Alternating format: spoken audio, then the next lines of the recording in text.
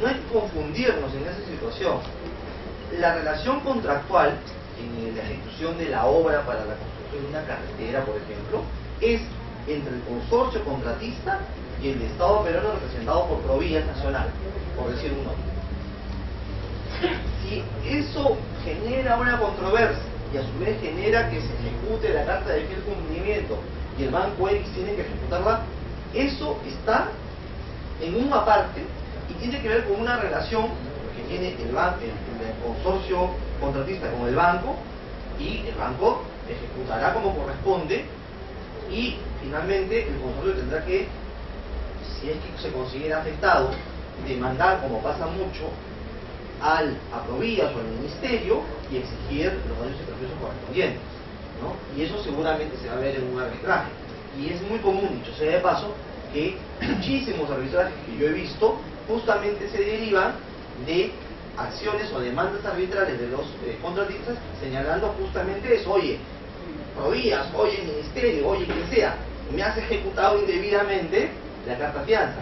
Eso independientemente de la relación contractual que el consorcio tiene con un banco para que le dé la carta fianza. ¿Se da cuenta? Independientemente.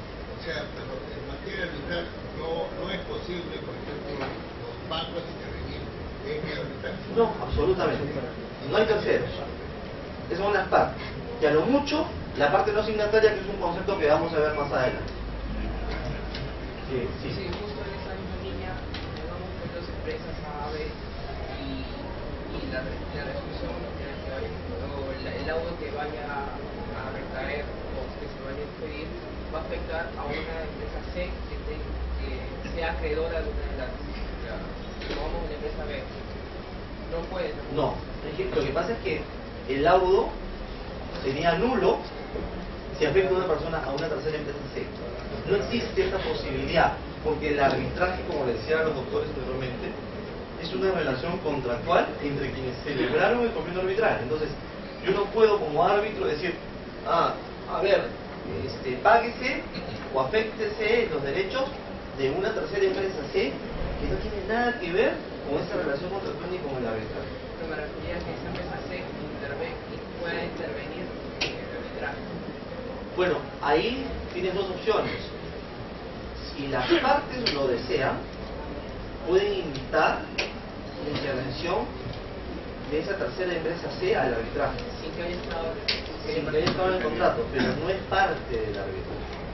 Puede ser lo que en doctrina se llama un amicus curiae, ¿no? Un facilitador, un interviniente. Si queremos ponernos en términos procesales, ordinarios, un coadyuvante, si quieres ponerlo así, pero no es parte del arbitraje. Es distinto. Sí. ¿Y cuándo personas tienen problemas? ¿Cuántas personas como empresas? Sí. Las cuatro pueden ser parte del arbitraje. Sí. Son parte. Eso es una pregunta interesante. Eso es lo que se llama el arbitraje multiparte. Y en efecto, yo he visto hace poco un caso donde era un arbitraje multiparte de 7 empresas. Eran 7 empresas, y son arbitrajes muy complejos además, ¿no? Porque tienen relaciones cruzadas en un macrocontrato. Y son las 7 empresas las que comparecen, ¿no? Y juegan su propio juego dentro de ese arbitraje multiparte. Muy interesante. Muy bien. Creo que hay buenas preguntas y varias. Sí. Había justamente, llegando en ese mismo eso fue denunciado que todo, o sea, lo que, por ejemplo, los gobiernos, en el caso de las humanidades internacionales, pretenden de conocer sus contratos, se envían a arbitrar y se van al Poder Judicial, haciéndole ver a ellos. Sin embargo, los jueces, algunos, ya han determinado que en vía arbitral no es la vía correspondiente, ¿no? Y que en cuanto al ordenamiento de cartas, fianzas y otros, deben darse después de haberse laudado, cuando las partes hayan llegado a un final. A ver, si yo tengo un conflicto arbitral y, por ejemplo, la municipalidad o cualquiera de las partes se va a la vía judicial, lo que ahí corresponde a que haga el juez es algo muy claro que también está en la ley, que lo vamos a mencionar al final de la charla, que es la denominada excepción de conflicto arbitral. O sea, si me demanda judicialmente yo tengo una cláusula arbitral con la persona que me demanda, lo que debo hacer es deducir mi excepción y el juez tiene que ampararla bajo responsabilidad, evidentemente. Eso es lo que va a suceder. Entonces después lo que va a decir es, señores, no pueden venir donde mí, porque hay un convenio arbitral, va a ilustrar al árbitro y darle lo que pueda. Doctor, pero ¿qué pasa si la parte no deduce, no propone la excepción de convenio arbitral? El juez, en ese caso, ¿cómo debe actuar? Bueno, ¿Simplemente tramitar el proceso? Ahí lo que va a pasar es que van a colgar al abogado que no la dedujo, porque al no deducirla opera lo que se llama una renuncia tácita al arbitraje, y eso va a ocasionar que su convenio arbitral se destroce, caiga en el saco del olvido. El juez tendrá que continuar el proceso. El juez, si es que no se deduce la excepción, el juez continuará el proceso y el juez tendrá la absoluta competencia para definir el conflicto. Sí. Pero hay que tener cuidado, ¿no? Ahí uno tendría evidentemente que contestar y deducir la excepción. Yo he consultado a otros ponentes en otros diálogos como estos, que me han señalado árbitros de solvencia académica y de práctica, que me han señalado que no, que en ese caso que el juez, donde se ve el proceso, simplemente se tiene que abstener, porque existe ya un convenio arbitral estipulado.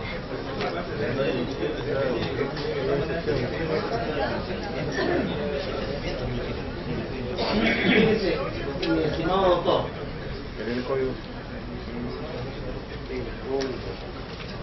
Fíjese, mi estimado doctor.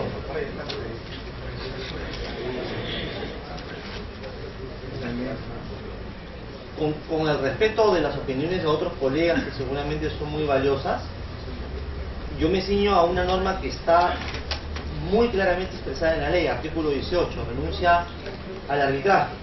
Y ese artículo 18 establece dos tipos de renuncia: renuncia expresa y renuncia tácita. La renuncia tácita, dice la norma, lo es cuando no se invoca la excepción de convenio arbitral en el caso correspondiente. Clarísimo. Si yo no invoqué la excepción de convenio arbitral, dice la ley, estás renunciando al arbitraje. Si estás renunciando al arbitraje, el árbitro, no va a haber ningún árbitro con competencia. Y cuando se renuncia al arbitraje, la competencia vuelve a los jueces naturales, vuelve al Poder Judicial. Entonces, desde mi punto de vista, porque claro, todas las opiniones son bienvenidas, no habría marcha atrás. No deduciste la excepción, sorry, a llorar al río, y Poder Judicial es el competente. No Sí. tanto llorar, porque puede haber una cosa que pueda aplaudir. No, me refiero a es una expresión coloquial, pero me refiero a que a llorar al río porque dejaste de lado una voluntad inicial tuya, ¿entiendes? Por un descuido, ¿no? Por no contestar debidamente y deducir la excepción. Muy bien, vamos. La forma del convenio arbitral. Wow. La hora vuela. Deberíamos hacer clases de convenio arbitral, pero en 9-10 horas. De hecho, este tema sí es, después a trabajo pasarlo en 3, pero vamos a tratar. Forma del convenio arbitral. Acá hay un concepto básico, acuérdense, no está en la ley, pero se llama la desformalización. Desformalización. La desformalización es un concepto que empieza a trabajarse en el UNCITRAL, en la Comisión de Naciones Unidas para el Desarrollo del Derecho Mercantil Internacional, o CENUDMI, en sus siglas en español. Esta comisión en los años 90, ¿no? Empieza, y principios de esta década, empieza a trabajar lo que se llama desformalizar el convenio. Es decir, antaño, con la ley del 96, el convenio arbitral, recordarán ustedes, tenía que ser escrito bajo sanción de nulidad. Si no estaba escrito, nulo. Y si es nulo el convenio, nulo todo el proceso arbitral. Los cambios en las legislaciones modernas, y en la doctrina, y en las corrientes internacionales dijeron lo siguiente: oye, el arbitraje es un instrumento flexible que tiene que estar a disposición de la colectividad, y la colectividad no son todos abogados. De hecho, el arbitraje no nace entre abogados, sino nace entre comerciantes. Entonces, no hay que poner estos requisitos ab solemnitatem para hacer un convenio arbitral, sino hagamos de él algo muy sencillo. Entonces, el convenio arbitral, ahora con la ley del 2008, sí debe constar por escrito. Pero ahora, el hecho de que no esté por escrito no conlleva una nulidad. Lo que importa para saber si existe o no convenio arbitral es lo que se llama la manifestación inequívoca de querer ingresar en un arbitraje. Es decir, la voluntad de arbitrar de las partes debe denotarse en algún instrumento, en algún lugar. ¿Y de qué manera? ¿En qué lugares podemos ver la voluntad de arbitrar? Siguiente. Les voy a poner ejemplos de la vida real. En vez de mencionarles esto, les voy a poner ejemplos de la vida real. 3 ejemplos de la vida real, o 4, que me sucedieron y que me suceden todos los días. Viene un empresario a la cámara y me dice: doctor, quiero presentarme una petición arbitral, porque quiero iniciar un arbitraje porque la otra empresa no me ha cumplido con el pago de mis facturas comerciales. Muy bien, le digo, no hay problema. Pero me dice: doctor, tengo un problema. Yo no tengo una cláusula arbitral. Esto es, tengo mi contrato, es clara que hay una relación jurídica, hay una compra-venta, están acá mis facturas, etcétera, pero no pacté arbitraje porque no había acudido al curso que hace el colegio de abogados, sino mi abogado nunca me dijo nada, que tampoco acudió al curso, dicho sea de paso, ¿no? Dicho sea de paso, ya lo cambié también, ¿no? Y bueno, no tengo cláusula arbitral, ¿qué hago? Entonces yo le digo: fíjese, ¿usted quiere arbitrar? Sí. Vamos a ver qué quiere, lo contrario. ¿Qué hacemos? Cogemos su solicitud, le notificamos a la otra empresa, y si la otra empresa nos responde, está consintiendo al arbitraje y está también manifestando su voluntad arbitral. ¿Hay convenio arbitral? Así es. Sí hay convenio arbitral. Oye, pero en el contrato de compraventa de mercaderías no existe el todo, ¿no? La bendita cláusula. Y si el señor vino a la cámara y presentó una petición y el otro se apersonó y contestó, la voluntad existe, está clarísimamente definida y en sus actos se está denotando. Hay convenio arbitral. Caso común. Este caso que les cuento es algo común. Otro caso común. Llega otro señor o otra empresa, quiere hacer un arbitraje, pero no tiene en el contrato cláusula arbitraje. Pero sí tiene una serie de comunicaciones, vía electrónica, que es muy común, o vía carta, notariales o simples, lo que sea, donde entre ambas empresas están hablando del problema suscitado, de la controversia, y poniéndose de acuerdo en cómo solucionar. Me pasó, ¿no?, que viene un señor, no tiene cláusula arbitral, pero tiene correos electrónicos. Y en el correo se dice: señor fulanito, representante de la contraria, estimado señor, respecto del incumplimiento del pago y habiéndose vencido, lo requerimos por última vez y no vamos a ir a la Cámara de Comercio a hacer un arbitraje. El otro le responde: fíjese, considero que nosotros hemos cumplido y que más bien ustedes son los que están en cumplimiento, patatín patatá, ¿no? En todo caso, designamos al señor fulano de tal como árbitro. Respuesta: bueno, en vista de su última misiva, nosotros vamos a designar al doctor Perico de los Palotes como árbitro y estamos presentando en las próximas horas la petición ante la Cámara de Comercio. ¿Hay o no acuerdo arbitral? Clarísimo también. No, claro, pero en el primer caso depende de lo que lo conteste. Claro, es que si se apersona y contesta positivamente... No, ¿y si contesta negativamente? Bueno. Si contesta, entonces no tiene voluntad de arbitrar. Claro, por eso digo, no basta la contestación.